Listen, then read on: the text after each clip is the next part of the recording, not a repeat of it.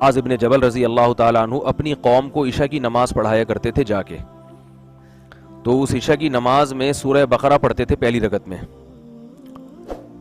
تو پیچھے ایک دیہاتی صحابی وہ تھک جاتے تھے بہت زیادہ کہ بھئی روزانہ اتنی لمبی نماز ہو رہی ہے. ایک دن وہ نماز توڑ کے پیچھے جا کے بیٹھ گئے اور کہا کہ یہ اتنی لمبی نماز پڑھاتے ہیں، ہم سے نہیں پڑھی جاتی. تو حضرت معاذ ابن جبل رضی اللہ تعالیٰ عنہ نے جب سلام پھیرا تو دیکھا کہ وہ پیچھے بیٹھے ہوئے ہیں. پوچھا کیا وجہ ہے نماز کیوں نہیں؟ انہوں نے فرمایا کہ آپ اتنی لمبی نماز پڑھاتے ہو، تھک جاتے ہیں ہم. تو کہا کہ آپ منافق ہو گئے. حضرت معاذ ابن جبل نے کیا فرمایا کہ آپ کیا ہیں؟ کیونکہ یہ تو نماز توڑ کے درمیان سے نکل جانا ہے تو منافقت کی علامت ہے. وہ صحابی جنہوں نے نماز توڑی تھی نبی صلی اللہ علیہ وسلم کے پاس گئے شکایت لے کر. عرض کیا یا رسول اللہ، ہمارے جو امام صاحب ہیں وہ اتنی لمبی لمبی نماز پڑھاتے ہیں، ہم پڑھ نہیں سکتے، تھک جاتے ہیں.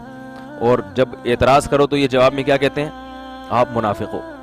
تو نبی صلی اللہ علیہ وسلم نے حضرت معاذ کو بلایا اور اتنا سخت غصے ہوئے، بہت شدید غصے ہوئے. فرمایا افتان انت یا معاذ، اے معاذ تم لوگوں کو فتنے میں ڈال رہے ہو، لوگوں کو فتنے میں ڈال رہے ہو، آزمائش میں ڈال دیا تم نے لوگوں کو.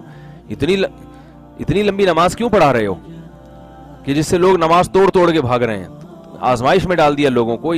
کیونکہ ظاہر ہے نماز توڑنا تو ایک جرم ہے نا، تو اس جرم میں مبتلا کرنے کا ذریعہ کون بن رہا ہے؟ امام بن رہا ہے.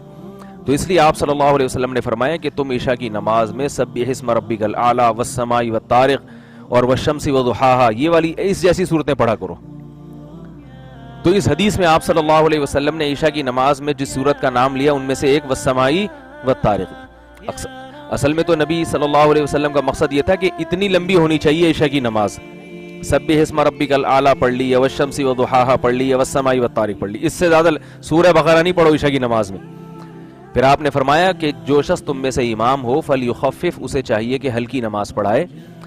فإن فیہم الضعیف والسقیم، اس میں کمزور بوڑھے بھی ہوتے ہیں، بیمار بھی ہوتے ہیں، تو ہر طرح کے لوگ ہوتے ہیں.